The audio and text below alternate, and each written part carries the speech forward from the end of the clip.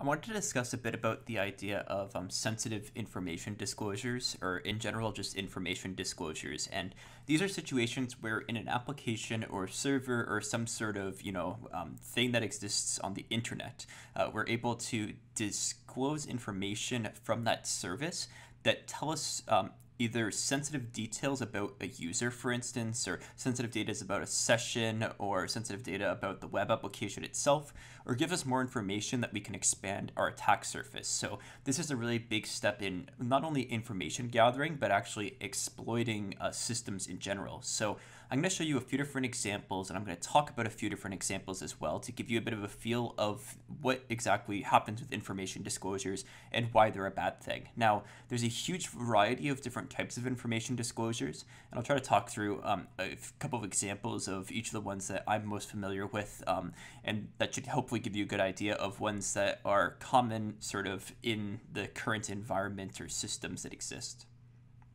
So to start off with, one of the most common types of information disclosure is error messages that are displayed to the user.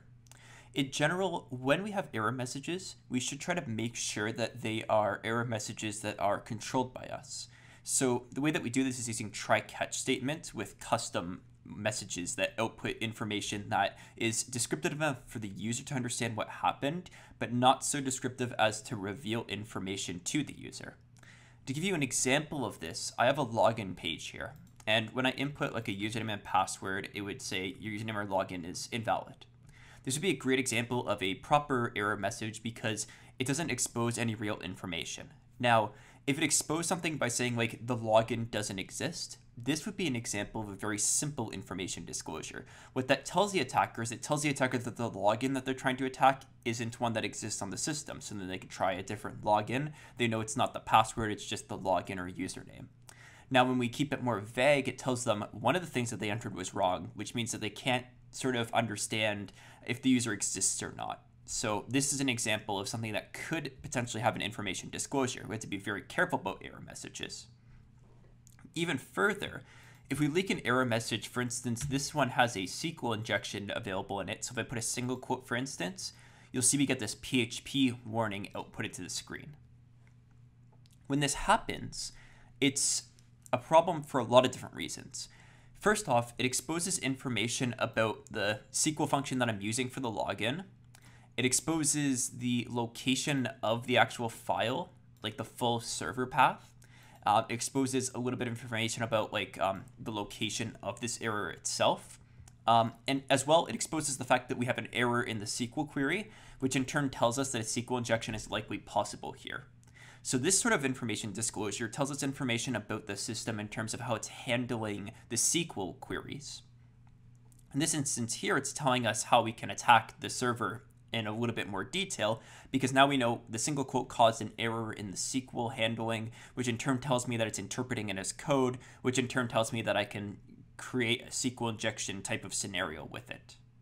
So this is another good example of sort of an error message type of information disclosure. Now, there are other types of information disclosures that are very common. One actually comes with Apache, and it's one of the sort of defaults of Apache or XAMPP or those sort of server setups. What you'll notice is that if I put in something that doesn't exist, I get this typical 404 error page. Now, this looks quite innocent because it just sort of says object not found. But if you're paying attention, you'll notice that it exposes this server, the version of the server, the operating system type, the version of my OpenSSL, as well as the version of my PHP. And you may be thinking, well, that doesn't really seem like that big of a deal. However, we can easily now take this information and look up CVEs for that version.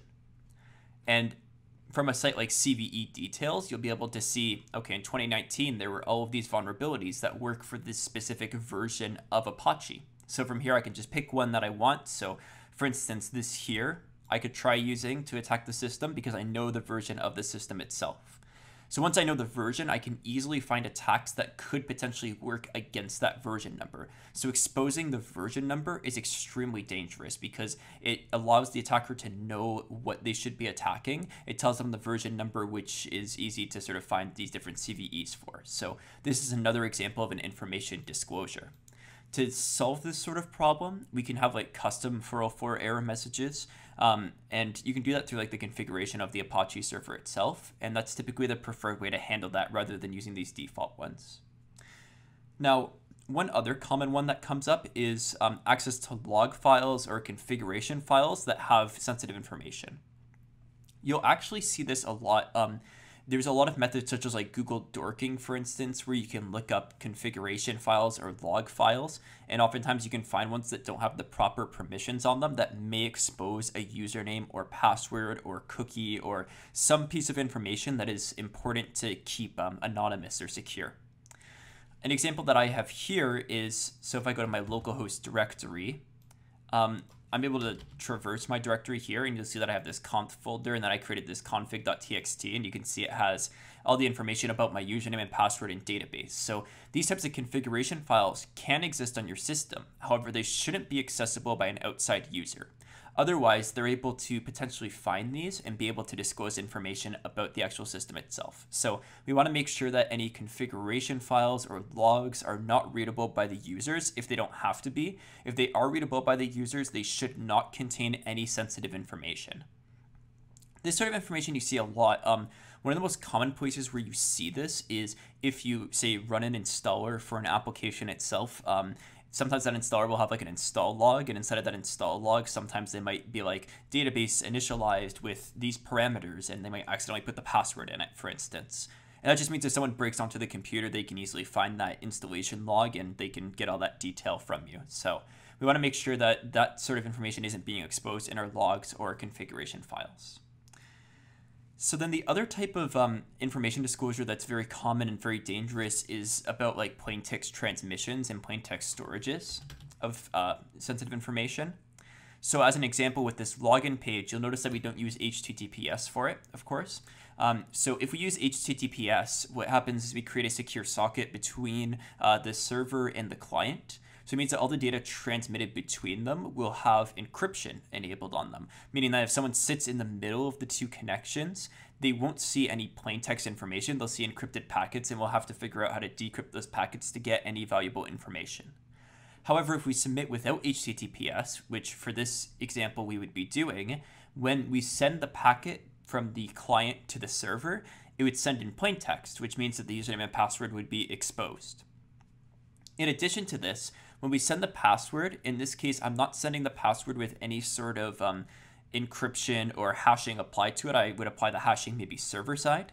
And in that case, when it's transmitted in plain text, which is another dangerous thing to be doing. We don't want to ever transmit our passwords in plain text if we can help it. And speaking on the half of hashing passwords, passwords in databases should always be hashed, specifically with a salt as well. And the reason for this is because if the database ever gets compromised, they will only have the salted hashes of the passwords rather than having the passwords themselves, which means that they have to crack the passwords. And this makes it more complicated for the attacker to actually get that information because they'll have to do like brute force attacks or dictionary attacks. Hopefully dictionary attacks wouldn't work because you would have a random salt, but brute force attacks essentially would potentially work if the users pick weak passwords. So with a good password policy and hashing on the password, it becomes rather hard for an attacker to be able to expose that data.